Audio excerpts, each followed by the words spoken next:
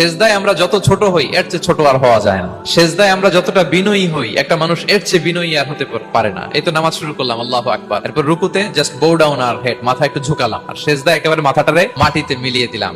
তার মানে আমি চলে গেলাম আসফালে। আসফাল মানে সবচেয়ে নিচে, আর সবচেয়ে নিচে যে আমি ঘোষণা দিলাম সুবহান রাব্বিয়াল, মানে হে রব, আপনার প্রশংসা, আপনার পবিত্রতা, আপনি আলা। আল্লাহ, আমি আর নিজেকে এর চেয়ে তুচ্ছ করতে জানি না, এর চেয়ে ছোট আর করতে পারি না। আমি আমার নিজেকে উজাড় করে দিলাম, সবচেয়ে ছোট, তুচ্ছ, নগণ্য করে আপনার সামনে উপস্থাপন করে আমি ঘোষণা দিচ্ছি সুবহান রাব্বিয়াল আলা।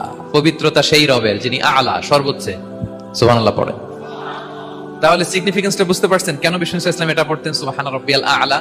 কারণ আমি থাকি সবচেয়ে আসফালে, নিচে, আর তখন আমি ঘোষণা দেই glory be to Allah the most high, the most high, the most high, আলা। আল্লাহ, আমি একেবারে নিচে, কিন্তু তুমি হচ্ছে আলা। মজার ব্যাপার হচ্ছে সেজদায় আপনি যত নিচেই থাকেন না কেন, মাথা নাক নিচু করে ফিসফিস করে যাই বলেন না কেন, এটা মুহূর্তে আল্লাহর আরশে চলে যায়। আপনি নিচু হবেন কিন্তু কথা চলে যাবে আল্লাহর আরশে।